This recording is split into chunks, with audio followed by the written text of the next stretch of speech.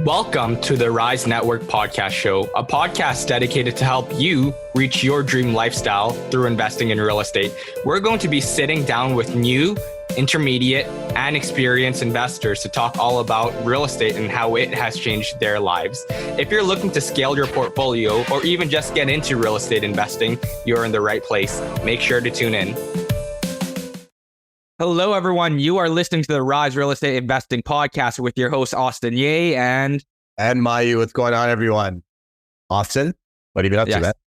What have I been up to? This is the question I've been dreading. I'm not too sure, actually. Let me think. I sold my Toronto flip, so that's the W, but it's an L in the sense that I've definitely lost a good chunk of change. Closing is January 16th, 2024. Now we know how things go. Closing could potentially be extended. I'm hoping not. I'm hoping everything goes smooth. But I spoke with the owner of the house because their VTB technically expires on January 15th. Me and him have a pretty good rapport, so we're able to sort that out. He's not going to kill me for just one extra day. Yeah. And the other thing is that I was prepping him leading up to that. I was like, hey, look, I might need an extension. And we're just talking through it. And we're talking about the end of May. Right now, I'm at 3.2%. He would be willing to go at 5.2% if we needed the extension at the end of May. So still pretty good, but yeah. I had to negotiate that. He wanted 7%. And then I was like, look, honestly, I'm in no position to negotiate with you. I'll take what I can get. But the situation that I'm in, I'm losing X amount of dollars.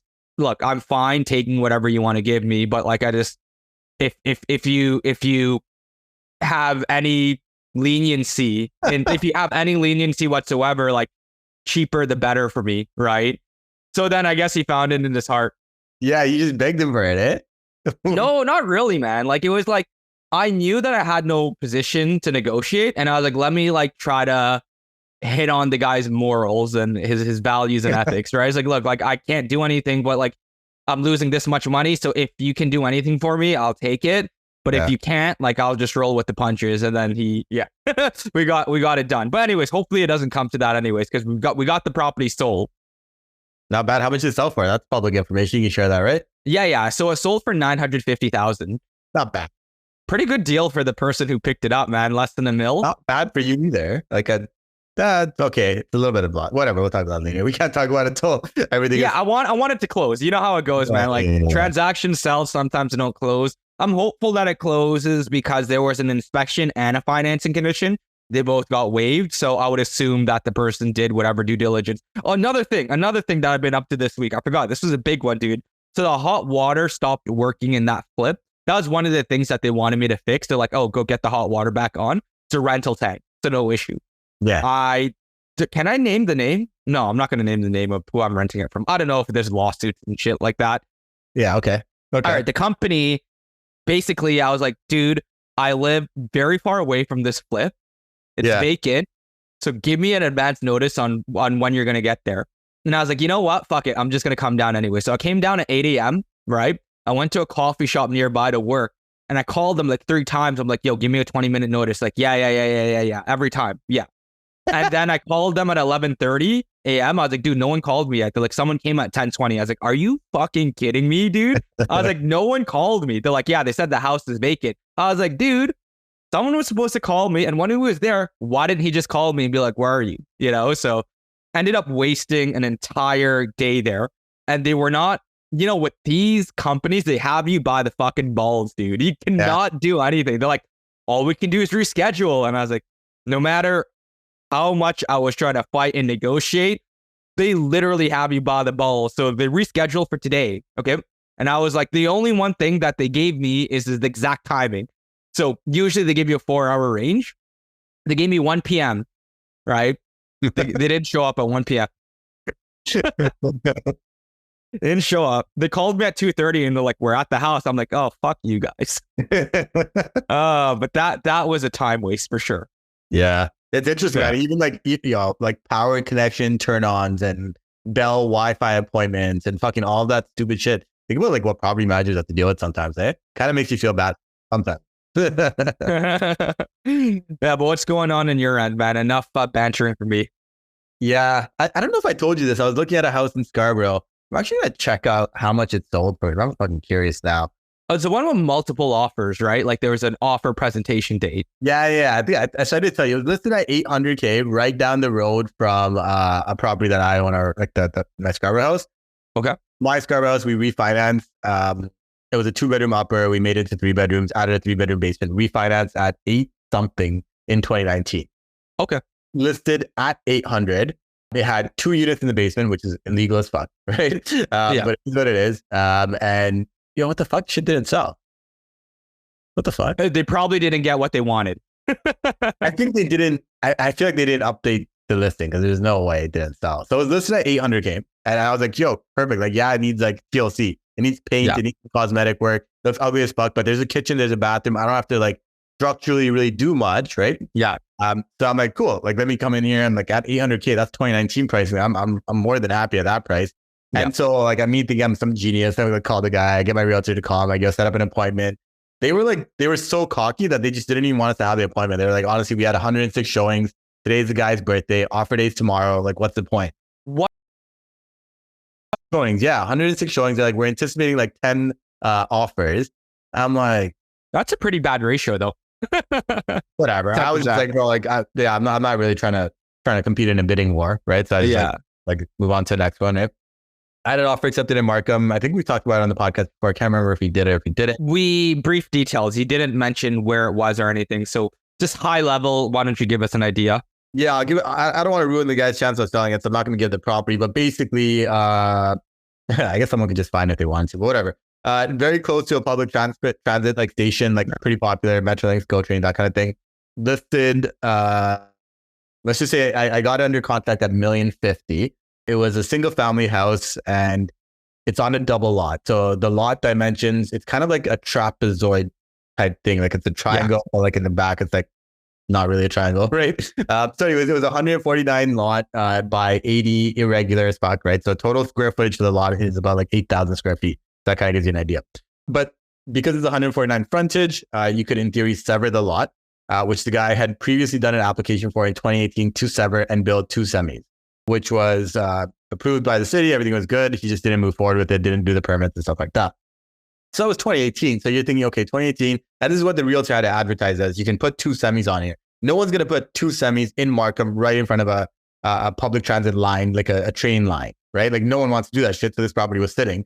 So I looked up zoning and I'm like, shit, okay, so it's R3 zoning, which technically allows for multiple dwellings and buildable height of, I think it was 40 feet, which works out to about 4 floors, plus a little bit of like above ground basement, right? And multiple dwellings, R3 zoning in Markham allows for technically up to 100 unit apartments. No one's going to put 100 unit apartments on that small ass lot. So I'm like, shit, okay, I'm going to sever this thing. I'm going to put 2 8-plexes on here. My cost of acquisition for the land is $500K per lot. That's not really, like, that's good. It was decent. It was a great deal if that worked out. But it was also the fact that the house was tucked away on one corner of the lot. So I didn't actually have to demolish the house, which in construction, your biggest risk period is where the house is gone because now you're at land value. And so the value significantly drops, right? So all this shit being said, went through due diligence. We had a VTB agreed on. It was pretty small, like 15% or so. And then we had a closing and all that kind of stuff in place. And then talked to Metrolinx. Metrolinx was all good on the build side. Talked to a planner, talked to an architect, talked to a developer. Development costs were basically, you're going to look at about like $2 million to 1.7.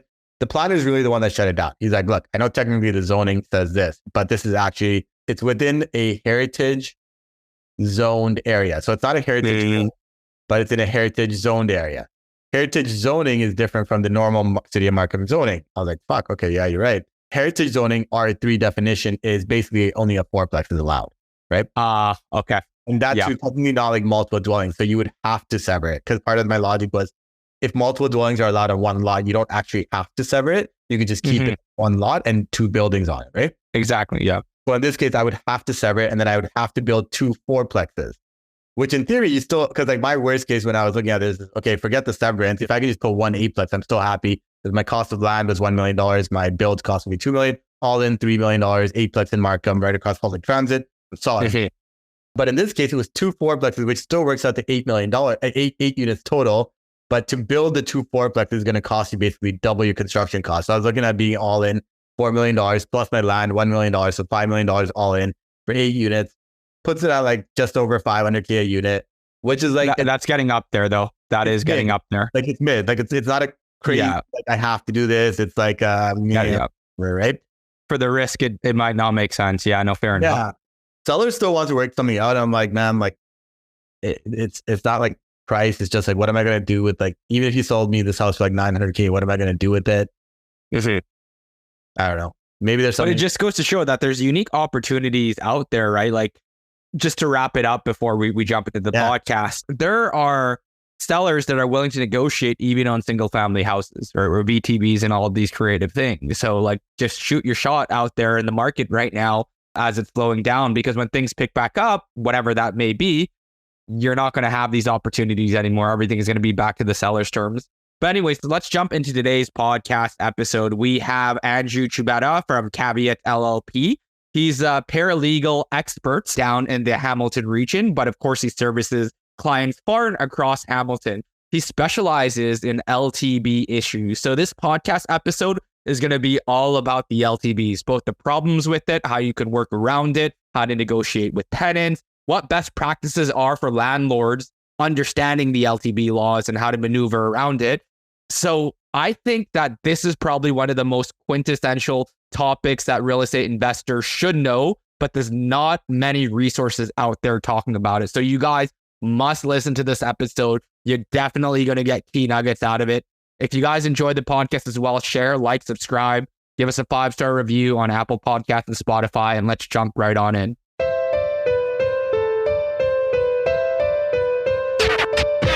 Just a heads up before we get started, this podcast is all about providing you information, not financial or legal advice. So if you need the real deal for your situation, hit up a professional. We can't promise you our information is always up to date or accurate, and we're not responsible for any investment decisions you make based on it. Markets change, information change, you know the drill. Anyways, thank you for hanging out with us responsibly. Let's jump right on in. Hello, everyone. We are joined with our very special guest, Andrew Chubetta. Andrew, how's everything going, man? I'm good, guys. How you doing? Did good, Andrew. I feel like we only met, like a couple months ago, but I feel like we've had a bunch of phone calls since. Just always an interesting guy. But for anyone that might not know you, why don't you give everyone a quick rundown on yourself, background, the investor side, and also, more importantly, what you kind of deal with on the legal side? Yeah, so I'm an investor based out of Hamilton, Ontario, and then I primarily work in landlord-tenant board issues. With that's anything between non-payment of rent, drugs, guns, problem tenants, professional tenants, AGIs, a lot of real estate focused stuff. So, people not leaving when the property's sold, and then, renovations and that type of thing as well. So the smorgasbord of issues with tenants when it sort of happens. So I deal with all that, but I also have my own portfolio as well. Nice. I feel like while the real estate market is slowly going sideways and down, your business is probably going up because there's probably a host of tenant issues now. Yeah, like this is the thing. It's, you're trying to like catch the wave type of thing. And it is an industry right now that's, I have to say, unfortunately booming. Like I see, see that laws, they hate stagnation. When things get bad, law firms make a lot of money. When things go great, law firms make a lot of money. But things staying the same, they don't really do that well. And being inside the landlord-tenant board field right now, I'm too busy. That's one thing I had to learn. Me being as a business owner was actually scaling, an office and how to do that. Because when I first started practicing years ago, you would do 2 or 3 matters a month. And which was great. Like it's a good paying job. It's fantastic. And then I opened my own office and then ended up connecting with my 2 partners, Angela Smith and Glenn Gosling. And our office grew and grew and grew. And then when COVID hit, it grew and it still kept growing. And then, this month we've surpassed our previous months of cases that we've taken on. It's always a blessing, right? But at the same time, people don't call us for good reasons, right? Usually when they pick up the phone and reach out to us, it's because they're having the worst day in their life with their tenant, right? So you're always cognizant of that. So although it's going great, it's always an issue. We are seeing the trend right now where things are just increasing and things are getting worse and worse.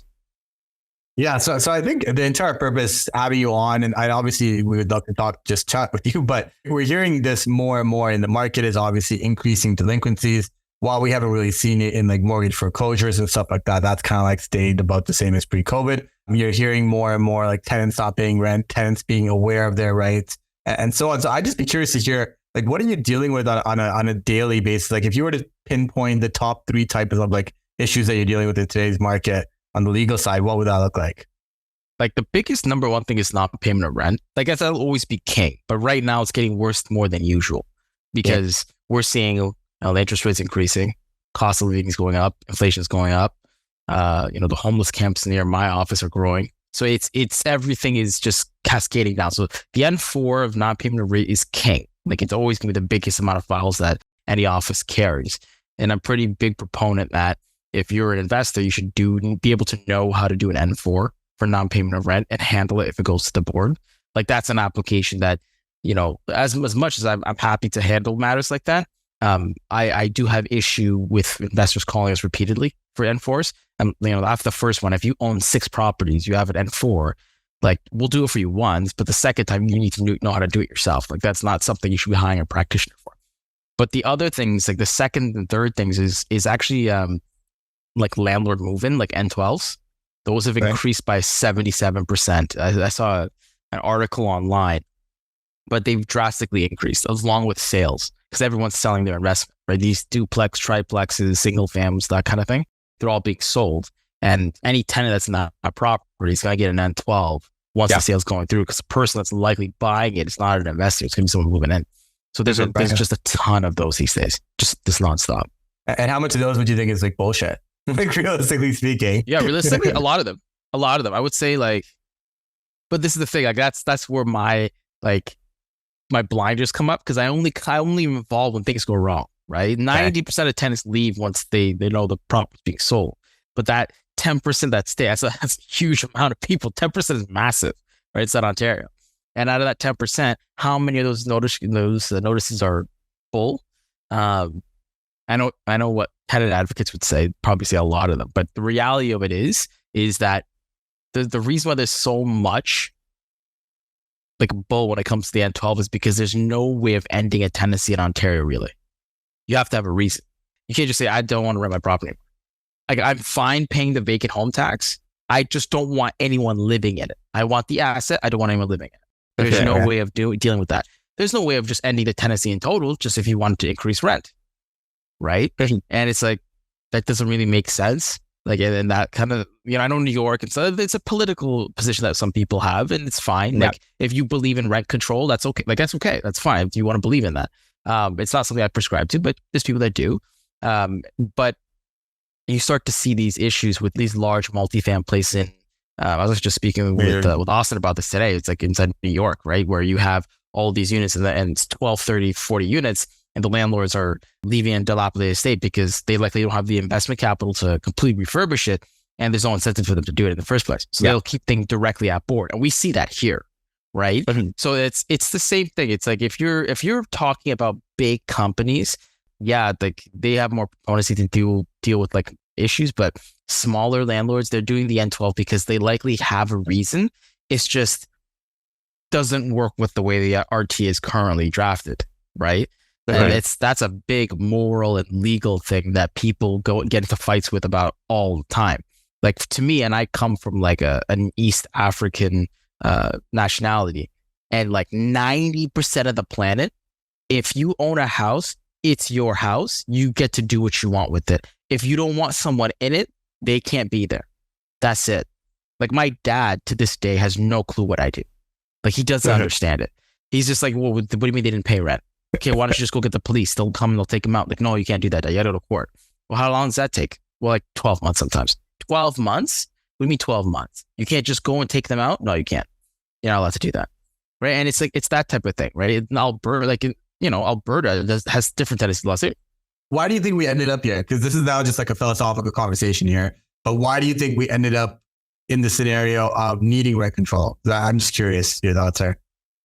It's funny. And because this is the thing, 90% of people, if you talk to someone on the street and they're like, if you didn't pay a rent, how long should it be till you get evicted? Most people say like 2 or 3 months, right? Reasonably, right? If there's a dispute, it should be like a week afterwards. The reason why I got this bad is because suffice it to say, and I know I'm going to say people get mad, but investors are lazy when it comes to the law. They're terrible at dealing with it. They don't go to these functions because they don't want to go to the political side of things. They stay on the side that makes them money, right? The personal side. But what they should be doing is going to like the, Acorn, which is the tenant action group. They're fantastic when it comes to prioritizing Queen's Park. Fantastic when it comes to, going out and making sure their voice is heard. But these investor meetings, these meetups and that kind of things, they never seem to invite the politicians, this, that. They never do, right? And these guys get very annoyed dealing with these tenant rights advocates. So what do? Their constituents comes and tells them something, they do it. And then the investors sit down and they just go, well, how did this happen? It's like, well, who does understand that? The massive landlords, the big ones, your 7,000 units, 40,000 units, 1 million, like those people, they're inside that club and they're playing that game because they know where it will net them, right? So it's just the nature of it. Like when it comes to these types of things, it got this bad because of that. Like it's just, people that could have talked about it didn't, right? The small landlord didn't care about it for a while, but now they do because they're being basically screwed. I want to pull things back a little bit. We got pretty deep into the conversation, which I'm loving, by the way. Yeah. But there are, as you mentioned, a lot of investors don't even understand the basics of the Residential Tenancy Act, the LTB, and how all of that functions.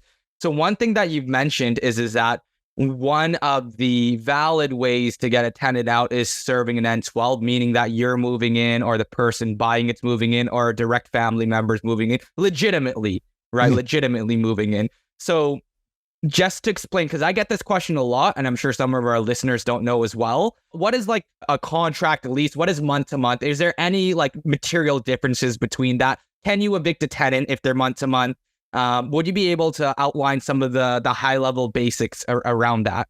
Yeah, so high level basics. Let's talk about, so you're on 12. Let's just use that as an example for right now. So in my opinion, there's no reason to have your tenant on a year lease in Ontario, unless your property is very expensive. So you've got like massive fees. You're logging about like $5,000 a month, that kind of thing, then you would have a year lease. But if you're anywhere between 4,000 under than that, you're month to month. Keep it a month to month. Don't change that. Only sign for month to month. That's it. The reason why is because if you need to do an N12 and N13, etc., you can do so at any point in time. You don't have to wait till the end of the lease term because that's what will happen. If you have to wait until the end of the lease term, it could be a very large problem for you, right? So, that's the first thing to sort of consider. In addition to that, you're going to want to, and this is a overarching thing. I would say consult with a representation or consult with an investor if you're for a friend or whatever it may be, just so you can have that knowledge. But on a high level, it's going to be a situation where, you kind of want to bifurcate a lot of your leases. So what I mean by that is if you own multiple properties, let's say 4, 5, 6, you don't want all your leasing starting all on the same days. You want, like, if you're leasing multiple out all in the same period, you want to keep them spread out. So if you're having issues with turnover, you're not going to see all these things all at once. And then keep up to date with your maintenance, so you're not really getting those T5s and T6s and T2s, et cetera, et cetera. So you can just kind of stay away from that type of thing. But in whole, on like a 5,000 foot level, like people should know how to do some of the basic applications. Like I don't play hockey, so I don't know what the offside rule is. If I did, I would, right? So every landlord should know the RTA, should know where the changes are, should know all that kind of stuff. And the basic one, like I said in the beginning, the N4 for non-payment of rent. There is no reason to hire a paralegal for an N4. There is none, right? But I still do it because it's business, and I have clients that don't want to excuse my language, don't want to fuck it up, right? And they're dealing with a lot of money. If you get to it takes 12 months to get to the hearing. So a lot of the time I get hired, it's just because they don't want any issues when it goes to the end. They just don't want to deal with it, and they hope they never will be there again, right? Mm-hmm. But what I tell everyone is even if I'm doing it for you, you're going to pay attention to how I'm doing it. You're going to watch me do it, and then you're going to be at the hearing as well. So next time, I don't have to do this again, right? So you should be hiring a practitioner for that kind of thing. Mm-hmm. So one thing about the N4, and I guess with a lot of the other major applications is that you don't have to do it on pen and paper anymore, right? They made it easier through an online portals. I did my first one recently, my first N4, because I was first ever N4? Well, the property manager's done it before, right? for me. So I filed my first N4 alone, and then also did the L1 filing as well. So did both of those, and I just did that online through the portal. Sorry, the N4 you have to do pen and paper. The L1 you don't have to do pen and paper. You can do that through the portal. So I submitted everything. I saved a ton in fees, as you mentioned. I've gotten my, here's a question for you. So I know you mentioned 12 months. I've gotten my hearing in 5 months. So have you noticed any sort of progress, or is it all based on each particular city as well? Because I filed last week and I have a hearing in April. That's a good question. Okay. And I'll make this clear because I get that question a lot. And since you had that experience, you are now you have a different idea of what's actually happening, right? So people will look at their singular experience and they'll go, oh, this is what's happening now as a trend. That's not the case.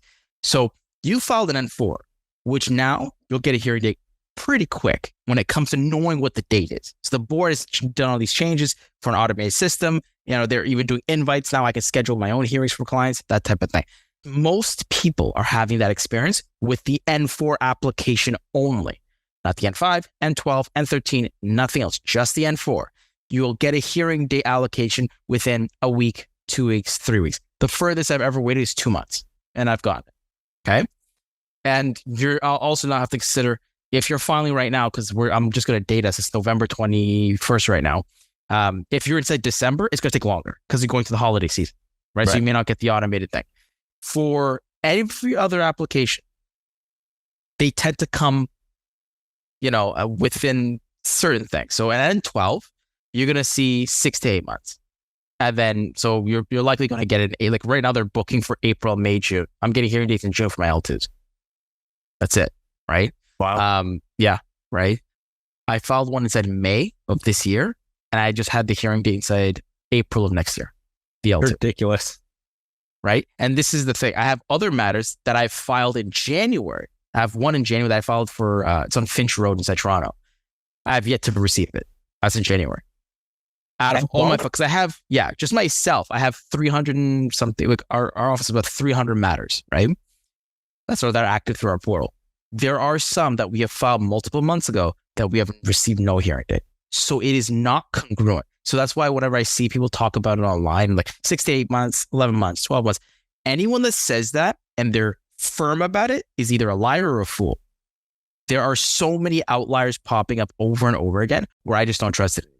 It's not a large percentage, but it's like that 5 or 6%. But if you take, 60,000 applications and you cut it down to 5 or 6%, that's a big percentage amount, right? And to that one person who has one application to their one thing, they are not going to care at all that you said 6 to 8 months and that it's waiting 12, 13, 14, 20.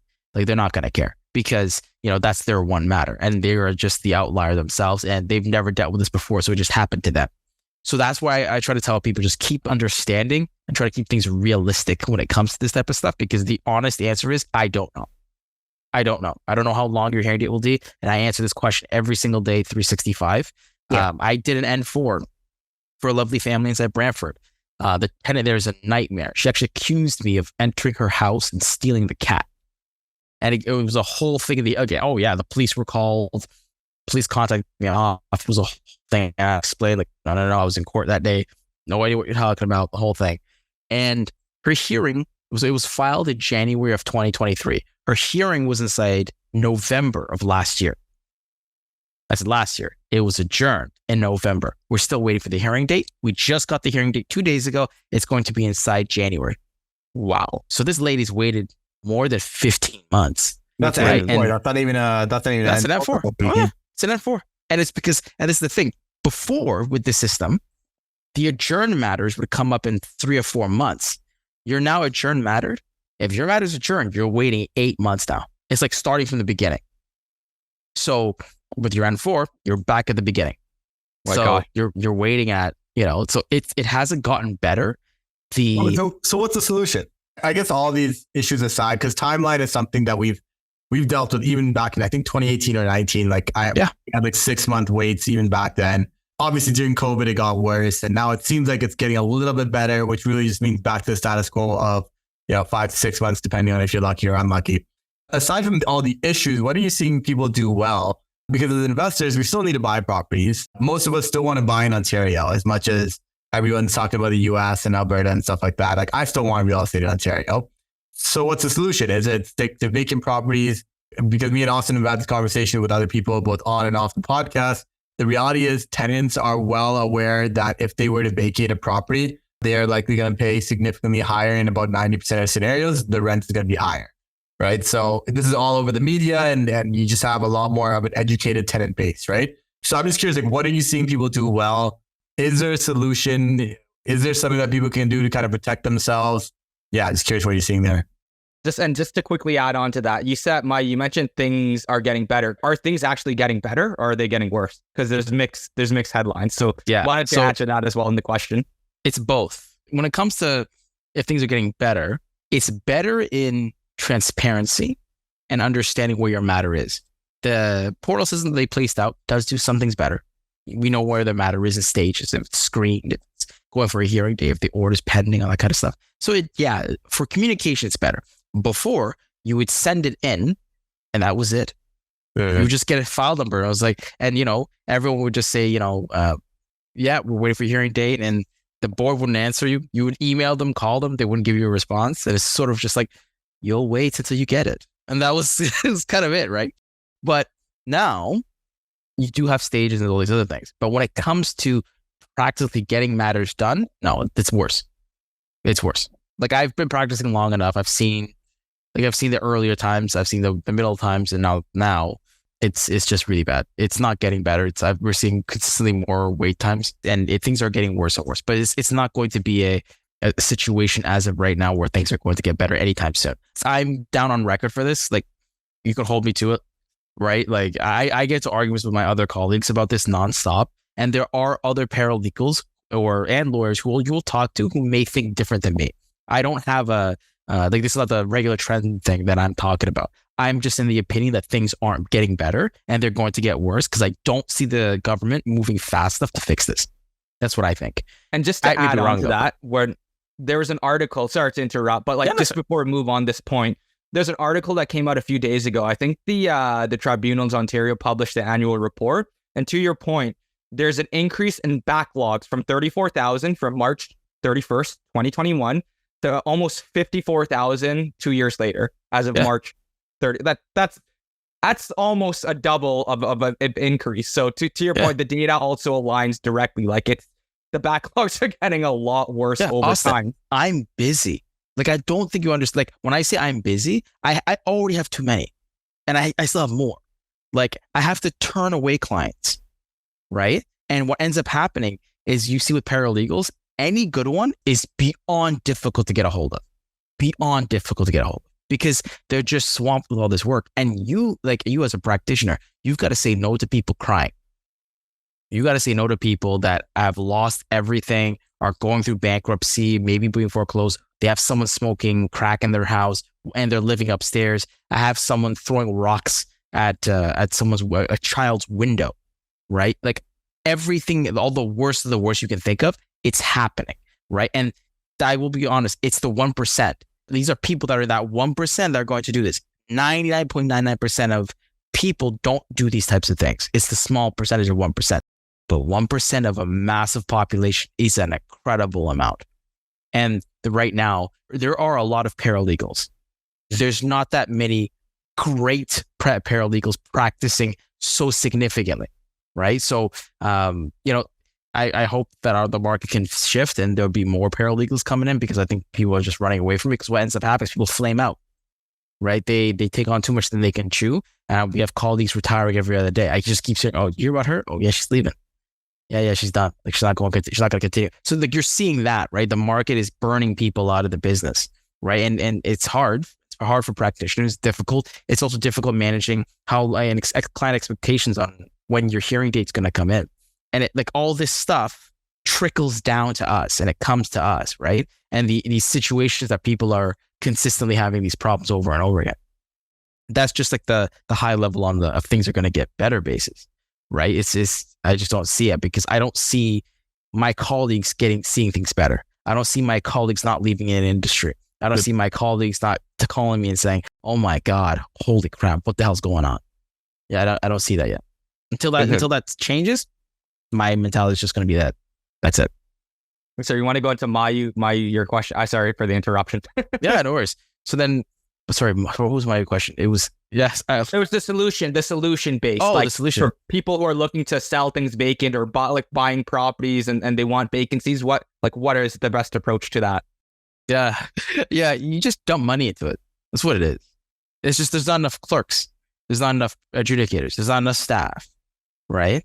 I guess that's at a provincial level. I'm saying for like an investor that's coming in, right? You're looking at buying real estate. What are you supposed to do? Do you is the reality just stick to vacant properties that you can use and like stuff like that? Is cash for keys still working? No, the advice to that is very simple. Just people don't listen, especially investors. Don't put yourself in situations that you're going to lose your money. Don't do dumb things, but people always do. Right? It's the reason I have a job. And so you can tell someone, don't buy that thing because you have no idea what's going on. Don't seek legal advice before you buy something. 90% of the consultations I have are investors saying, hey, I'm thinking about buying this property. I'll do a consultation. Don't even charge for something for that because I would rather have to deal with something in the beginning and turn you away from it than I would afterwards when it becomes a nightmare.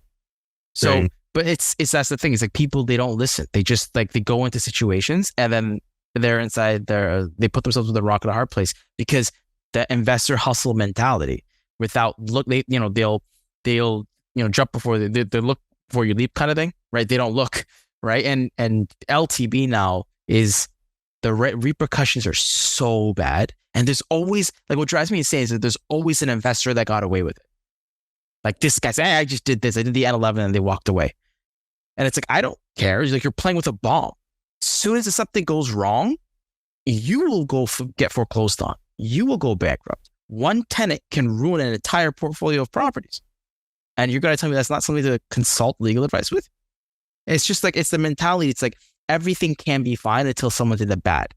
And then it could be a problem, right? So it's just like the dealing with tenants is not like an in-between. It's either 0 or 100%, right? There's no moderation on that gas pedal. If things get bad on you, they get really bad really fast all at once. And what people should traditionally do is talk to a practitioner before they buy something, right? See if they can negotiate a cash or keys before they actually purchase the property. See if they can come to an agreement with the tenant. The biggest thing with investors is that they're negotiators. That's what they pride themselves on. A lot of real estate agents do, but they won't negotiate with the tenant. They won't do it, right? And it's but I don't want to be negotiating. I don't mean give them an offer for cash for keys. That's not what I said, right? That's a settlement. That's not what I'm trying to do, right? I don't sell sunshines and roses, right? A lot of practitioners and a lot of investors come to me when they have an ROI issue, right? They need to renovate, the standard renovation. If you look my name up, comes up 100 times because I deal with that quite a significant amount. But I don't teach people or sell people things that don't exist, right? When I talk to a tenant, I tell them exactly what's going to happen and I give them options and I work with them, right? And then I go back to the investor and I try to find middle ground between both people. But the first thing I tell every tenant is, if you want to stay at your property and there's already a permit for a renovation, it's going to happen. This renovation is going to happen. You're going to have to leave, likely. You still have the chance of fighting this when it goes to the board, but they'll fight you back and it won't stop until they get something, right? Now, if this is the case and you want to exact your first rights of return, cool, do it. I can't stop you. It's your right to do that. We're not going to pretend that it isn't. But what's going to happen when you leave? Because now you don't have anywhere to go and you're going to be locked into a lease for a year. That new landlord's not going to let you out of it. This reno is going to take 3 to 4 months. It may take 7, but it's likely it's going to take 4 to 5 because we don't know what the contractors will say. And if that's the case and that property is ready to go and you're not available within that 30-day period, what's going to happen? You're going to lose it. So if you want to stay, stay. But let's work something out with this. Let's work something out with that. So there's a lot of things you can do, right? Because inherently speaking, the landlords do have a lot of control. They do, right? So I'm just not in the mind of telling people, investors, just things are getting, how to fix things. It's more in the sense of how to mediate things. You got to work with these tenants and how to deal with it. I had a client recently who I was talking to who owns a significant amount of units. He's now just recently started to deal with tenants more. He's paying out $30,000 per unit just to get them vacant. He doesn't care, right? And before he would never give up that capital. but he's still able to. The big mindset change with investors, if you're doing cash for keys, it's 30,000 now. The minimum is like 10 grand at least. When I first started, it was like $2,000. Now it's 10 in certain areas. And now in higher areas, it's going to be 30, 40, 50. Things are getting more and more expensive as things go along, as inflation goes up. So getting yourself into the right mindset is important. That could be like your renovation budget, essentially. I'm not in the multifamily space, cap rates and stuff like that. But if we're talking about like residential properties, it's still based on market comparables. So like that really means if you're buying a tenanted property, you've got to be buying at about a 30 to 40K discount per unit if you're going to be dishing out that amount in cash for keys. Like that's Plus you got to adjust for the risk on top of that, right? Like you got to have. Yeah. Remember I said don't put yourself in dumb situations. Yeah. Exactly it. That totally makes sense. I find people buy these properties blindly without even looking at the demographic, right? Like how many times are you getting called from people who probably are just like, yeah, I have 8 unit, 6 of them are ODSP. You really think they're going to move out? Probably not. They're barely making ends meet because food inflation has gone up and their insurance costs, their utilities have gone up. They are barely making rent payment. And if they're going to go double the rent elsewhere, not a chance. They're not going to be able to survive, right? So to your point is doing that layer of due diligence and not being in that mindset of constantly having to buy something and just hoping that things are going to be okay. I deal with this with some clients. Everyone wants top market dollar on rents. It is what it is, right? Yeah. And then they want a tenant that's not going to give them shit in terms of problem. I've got tenants that I haven't jacked up the rent for at least 3 or 4 years. And I've deliberately kept them under market rents by a couple $100 because I'm like, these guys are no pain in my ass. Like they are perfectly fine. They will fix their own stuff and do their own shit and don't bother me on anything, right? Of course, I have some tenants I inherited at like $600-700. I'm not keeping those guys intentionally. I'm keeping them because I have to. But if the market rent is like $1,500, I'm happy to go with $1,350. What is the right balance here? Because I think sometimes like you need top rent, right, to be able to continue to buy today's rates. There's just a reality of it. And then for the most part, I also find like if you get top rents, you're not going to get top quality tenants. Like what is it? What is there a middle spot? I realize you might not even have an answer to this question. It's kind of just like, it is what it is, right? So you're asking me basically, what's the right balance? Because on one end, you've got under market rents, which you can only increase by 2% every single year. So you're digging yourself deeper and deeper and deeper that way. On the other end, if you go for max rent, you're probably going to get a poor quality tenant. Which one's better? I think like the bank, right? You have a low under market person right now and you're not increasing rent. Eventually they'll become that renter that's paying like the $900 rate because you never increased. You should always be increasing at the guideline. The guideline amount is not enough to run with market rent. Like you're only staving off that amount, right? So if you have a current market rent, like I hope market rent drops at some point for people, but it's just not, right? I hope the interest rates drop for the investors, but I don't think it will. So if that's the case, you should always be increasing your rent. And the balance usually that I see is that your higher premium luxury individual, your trade individual, that kind of thing, they are a nightmare when it comes to maintenance. Like they'll nitpick about things, right? The higher paying guys. If you take care of that stuff, they'll be the best tenants and they'll ignore you because they don't want to deal with you, right? The other ones, the ones that are like ridiculously under market, they won't have any problems with you. But what they will do is they'll, like, if they have an issue, it'll be like drugs, guns. Like it's just like if things get south really quick. And if it's inconsistent late rent, that kind of thing, right? So there's still some people that are paying like $800, but they're on ODSP and they only get like 5 or retired pension or whatever it is. They don't have enough, right? There's also that kind of thing as well that you see, but it's usually non-payment of rent down there. And when you look at the rate, so the happy middle, I would say like, I actually agree with it. Probably about $100 under market, $100 to $200 on the market is probably that sweet spot, but you should still be doing your increases of rent, the guideline amount, right? Because you're just like the gap is just getting bigger and bigger every single year. So you do want to chase it kind of so it gets like too bad. But yeah, no, that's what I would suggest. Like at that point, and the big thing is just looking at someone's like the person itself and screening them appropriately. Yeah, no, I always give people the example. Like me and my wife, we were tenants downtown for a while. I didn't care if it had a quartz backsplash. Like I just didn't care. right? The reality is like, we are tenants. We're going to be here for a few years. And like, what difference does it make to me if there's a pool in this condo or if there isn't, right? And so the reality is what I wanted was a good deal, right? So I tell people, I'm like, most people that are tenants for a few years realize that, you know, they're top-notch tenants, good income, good credit, good whatever. And they just want to get a good deal, right? That's been my logic, and that's what I've applied, but I don't know. We'll kind of see how that plays out. Also, I'll give it back to you with your question, man. Yeah, all good. Actually, I remember my question was more so a comment. So we're jumping a little bit all over the place, but I like a point that you mentioned, Andrew, about the like the N13 and being able to negotiate that and use that as a leverage point. Because a lot of people will look at the N13 as something that works against them. But if you know the laws, if you know the rules, if you know the regulations, the way that you phrase it, right? It's like, because you know the laws very well, you know that if they sign a 1-year lease, they're going to have to pay that entire 1-year lease, right? Unless the landlord lets them break it for whatever reason. But you're not able to negotiate these things and figure out creative solutions if you don't even know what you're negotiating. Yeah. Right. So you need to be familiar with these sort of laws. And I found that when I started familiarizing myself, because to be honest with you, I was one of those guys where it's like, outsource everything. And that includes anything LTB related. But then in Ontario, you got to realize that's the biggest risk that's going to take you out of the game in real estate. So yes, you outsource it, but you need to be familiar with it. You don't need to be an expert at it, but you need to know it, right? And that's helped me shift my sort of creativity when it comes to negotiating with tenants. It was not a question, it was a comment to what you made there. And that doesn't get talked about enough. Oh yeah, it's very true. Like an investor needs to know the big thing is what I have to do. And it's my office sort of, let's say, dogma.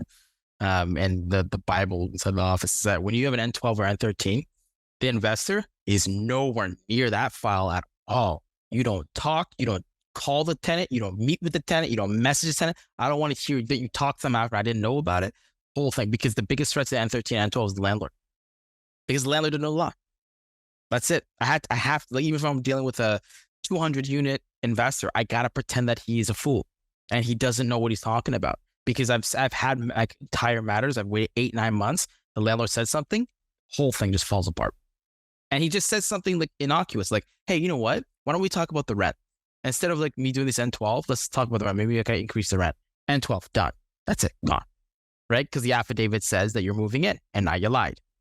And he didn't mean anything about it. He was innocuous about it. He's just trying to see if he can find a solution. But because he said that statement, it was enough to sink the entire file. So why risk 6 months of wait and legal work by just talking to the tenants? Because if you know what you're talking about, be fine, right? But it's not like a incredible, difficult subject to learn. It's pretty simple, but people, they just don't do it. Yeah. No, fair enough. On that topic, like what's the biggest mistakes that you're seeing people do? Because I think we talked about the issues that we're seeing with the LTB, what the biggest risks are on that side, what people can do properly to kind of start remediating it. But where are you seeing the most, like, I guess, let's say someone's coming with you for a file. It's like, where did they screw up? Oh yeah. People tell the tenant what they're doing. And they'll say, like, unless we do this, like, this is the bad thing when it comes to bad negotiation. If you don't do this, or you don't sign this document, or if we don't come to an agreement, then I'll have to do this. Oh my God, it drives me insane. If we don't talk about the rent, I will have to move in. Don't say that. If the interest rates just went up, I can't afford this place anymore. If we don't increase the rent, I'll sell it. Don't do that. Just sell it if you're going to sell it, or have a conversation about the rent. But don't talk about the two in the same, because it's coercion, where you're trying to threaten the tenant to something. I don't, like, when I deal with something like this, I don't like sell sunshines and roses, and I also don't lie to a tenant. But I also don't like telegraph. I don't like pretend that I'm going to do something maybe if I do it. I tell them I'm going to do it. I'm doing it right now. Here's what we can do to stop it. Or I'm doing this right now, and let me know if you want to deal with this afterwards. Bye. I'll leave it to them, right? If the client is planning on selling the property, just sell the property. Don't negotiate about selling the property. Don't negotiate about, when are you going to leave? How are you going to leave? I'll serve the application, file it, send it, and then I'll have a conversation afterwards. Because I don't care what they have to say. Care what they have to say after they get the application. How are you supposed to go about a cash for keys discussion? You don't have a cash for keys discussion before you file something. because you already know you're going to file an application. You have it afterwards. That's why I hate the term cash for keys, because it doesn't exist. If you came to a tenant and said, how much would it cost for you to leave? You should get a number about $100,000. That's what it's worth. You haven't done anything, right? Why would you try to sell something that someone doesn't need? If you try to get me to buy a car right now when I don't want one, it's going to cost you $100,000 because I don't want one. I don't want to take the liability of a new car.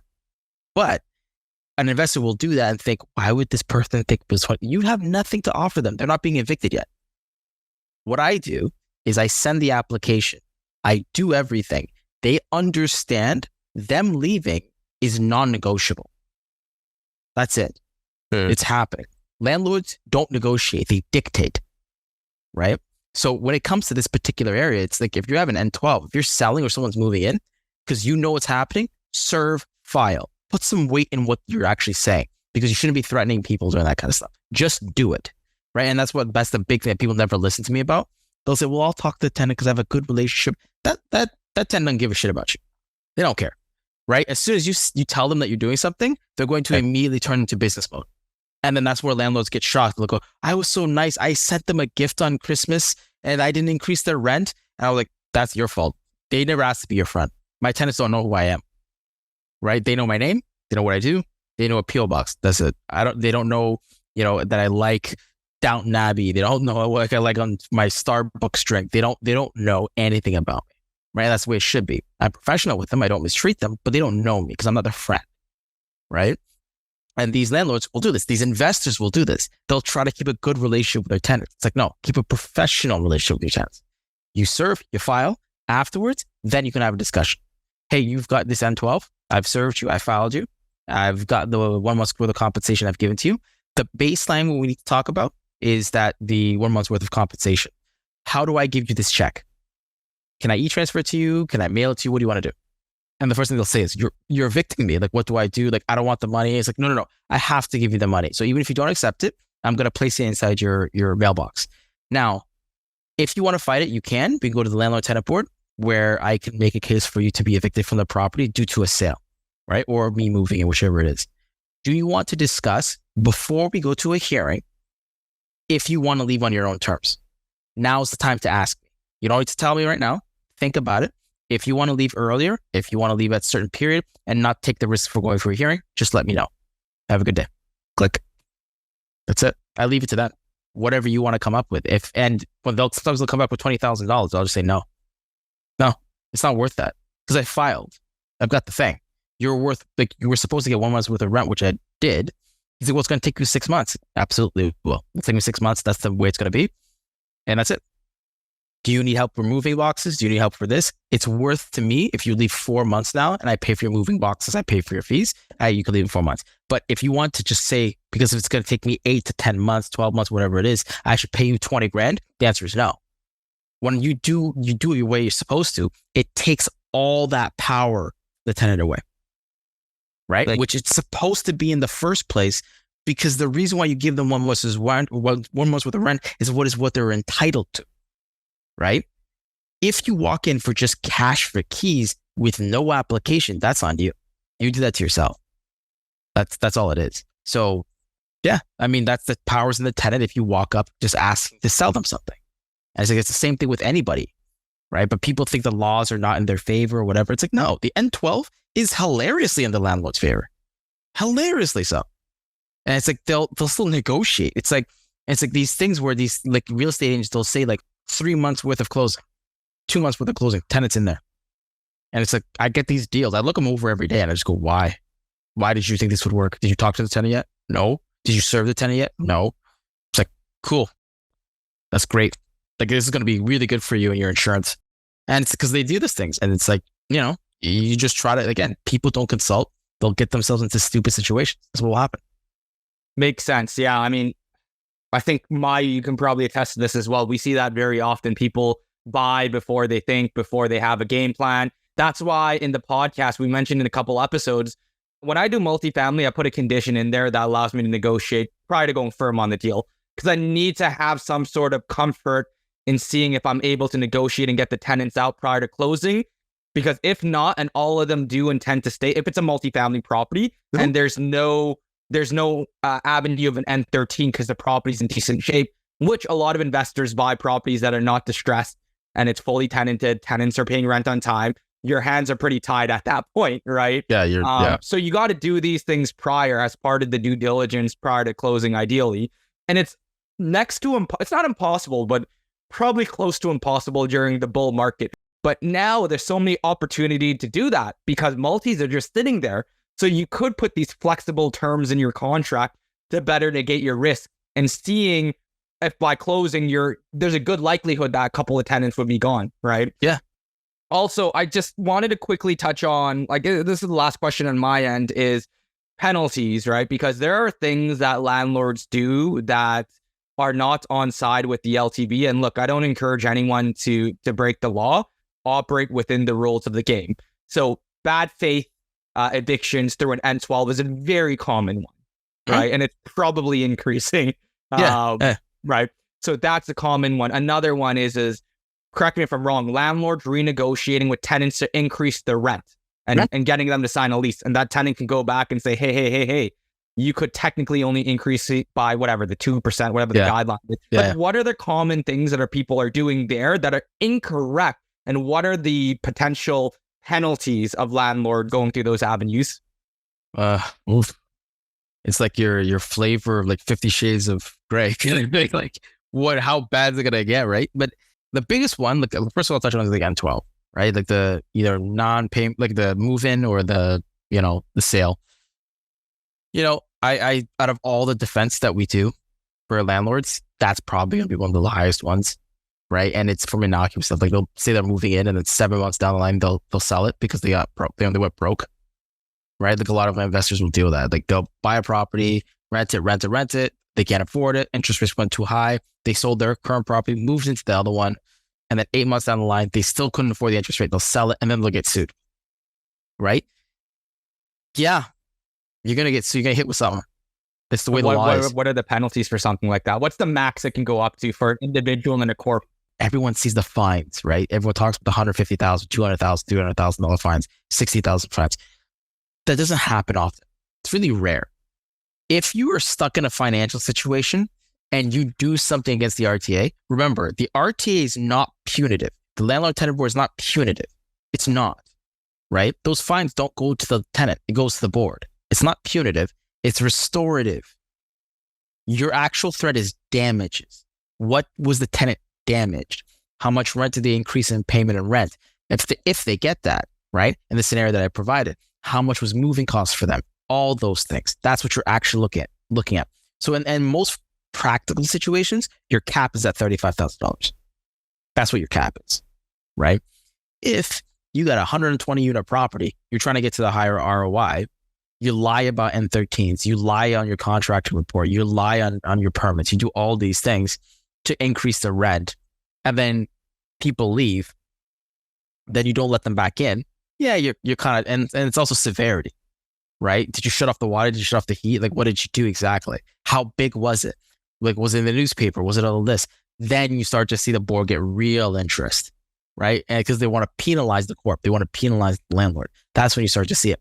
But 90% of people do a first-time offense. They don't get anything. They don't have anything. They just get damages rewarded against them. It's a civil action, so people still have to enforce it. That's the big thing people don't understand.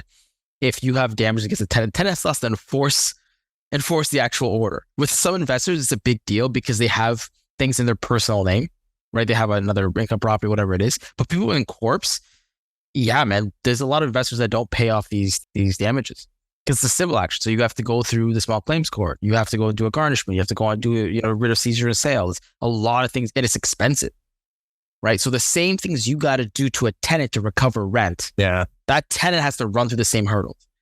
I recovered quite a bit of funds from our clients in the past couple of months. Like I just recovered like $22,000 last month, and I recovered like $30,000 this month, that kind of thing from tenants. And it's bloody well hard, man. Notice I said how much I got. I didn't tell you how long it took me. The one from $30,000, that took me 3 years to get, right? So, and it cost the client like $6,000, right? So it's like, it costs a lot of money, it takes a lot of time.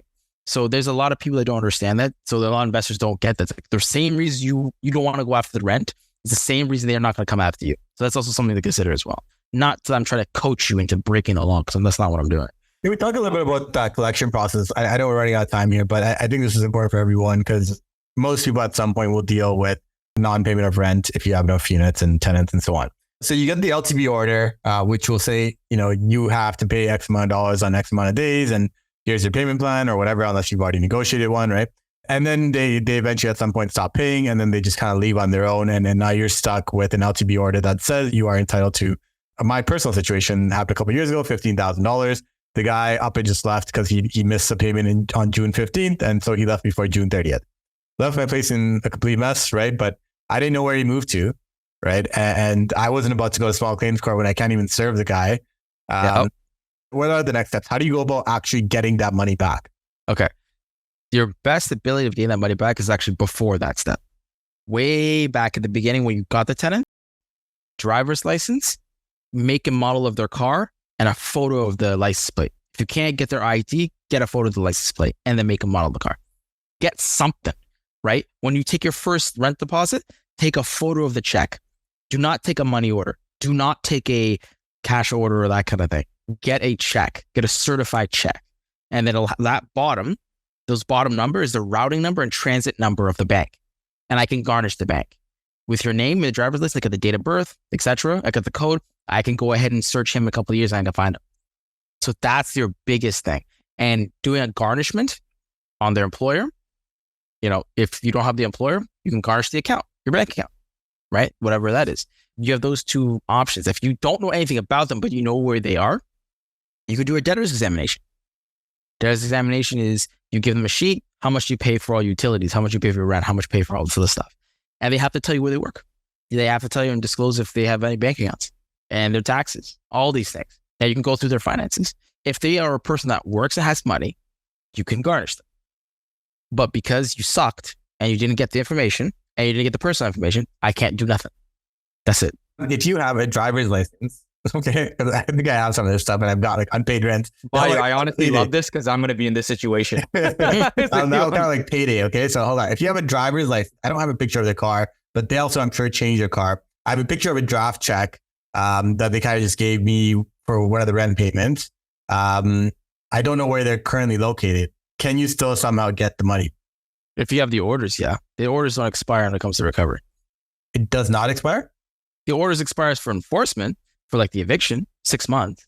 Yeah. Right? But for the money, no. Oh, shit. Yeah. Might be PD, Austin. The big thing is here is like people give up. People give up all the time. Yeah. If you could talk, like I was in garnishment. I was doing a garnishment hearing. I was talking to a justice. I won't say his name, but he's a public employee, but I won't say his name. He went 80% of garnishment orders don't actually get money. They don't recover any funds, right? And 80% of that is because people just give up. That's it. And it's like, you could have continued, but you didn't. Yes, I understand legal fees and all that other stuff, but you could have just continued and you would have gotten it back. It's about time. People don't want to invest the time, right? So I tell my clients when they deal with me, forever and a day, don't call me. Don't message me. Don't nothing for your garnishment. Oh no, don't call me in a year. That's it. And then they don't have their hopes up, right? I make it very clear in the beginning, I'll get you this money if as best I can, but forever and a day, don't call me. Call me in a year, once a year, that's it. And I'll continue to be looking for this tenant. I'll hire a private investigator. We'll keep searching, we'll eventually find something. Kill them. They'll make a mistake. They'll post something on Pinterest. I just found someone a couple of days ago by inquiring to buy Magic the Gathering cards. That's how I found him. Found his address. What? Yeah. So he was selling Magic the Gathering cards. He owed my client $42,000. So we were enforcing on the garnishment. And, I had to serve him with the garnishment and try to do a debtor's examination. Didn't know where he was. So he was like, hey, I was telling him, how do I give you the money for these cards? I want to come purchase them. He's like, yeah, I don't know where we can meet. Do you want to meet at a park? I was like, no, how about I meet you in the day? He's like, well, I'll be at work. I was like, I'll come to your work. Where do you work? Got exactly where you work. Gave me the address, where it was. And I was like, cool. Wrote down the address, wrote down where he was, and then went straight there. I was like, hey, you're Steven? Yeah, here you go. Here's your garnishment. Walked right around to his boss. Here's the garnishment order. That's it. You owe my client $44,000 in back rent. Bye. walked out. Within a week, there was funds already being transferred into the accounts for the courts. That's it. Right. So people give up. At what point is it worth going through that? If it's like just $5,000, is it even worth going down that process? No, just take it as a sunk cost and move on. Yeah, because like pre and post judgment interest, yeah, you'll get some, but it's kind of a sunk cost. Once you get to like $7,000 to $8,000, it's worth it. Interesting. A private investigator costs like $500, $400, and then a garnishment will cost, even with a practitioner, like $625, $650. So like in total, some garnishment can be like, I've never seen a garnishment in my office go above $3,000. I've just never had it, right? So I usually I'll kind of cut things off at that point, but $3,000. Yeah. Interesting. Yeah. All right, Andrew. I think that was a great episode. Me and Austin learned a lot. I learned a lot. Austin, I know, lives and breathes this stuff a lot more. But so here, we ask our guests 2 questions at the end of the podcast. The first question is, what's the main piece of advice that you'd leave a newer investor with in today's market? Ooh, always talk to a paralegal, even just for fun. Yeah. All right, that works. And the second question is, I guess, for yourself, your business, your investing, how do you see things growing or changing in the next couple of years? Capacity, man. The biggest issue I have with my business right now is capacity. I just need more. I need more associates. We need more staffing. We need more everything. Because like Austin was saying, there's just a lot right now. And the biggest criticism I get is I'm too busy. So that's what I'm doing in my industry right now, is growing and trying to figure out how to grow even more. Short and sweet. I love it, Andrew. Honestly, it's this was a very fascinating conversation, and I'm sure we could have went another few hours. I'm sure the guests are going to want you back. I definitely want you back because I haven't had all my questions answered here. But for anyone who wants to connect with you, maybe work with your firm, how could they best get in contact with you? Well, you can call our office line at 289-339-1311. And you can speak with our lovely assistant, Abigail, or our other lovely assistant, Lily, and they will absolutely either put you into touch with myself, or they'll put you in touch with my partners, Glenn and Angela Smith. And if there's ever something that's needed assistance, we're more than happy to help. Awesome. And just as a prerequisite, guys, here's some homework for you. Learn how to draft an N4 before you give it to the office. Bloody well, please. No joke. Yeah. No joke. Anyways, really appreciate you jumping on again. Fantastic episode. If you guys enjoyed this, make sure to like, share it with a friend. Leave us a 5-star review. It helps bring great guests like Andrew on. And until next time, everyone, invest smarter and live better. Take care, all.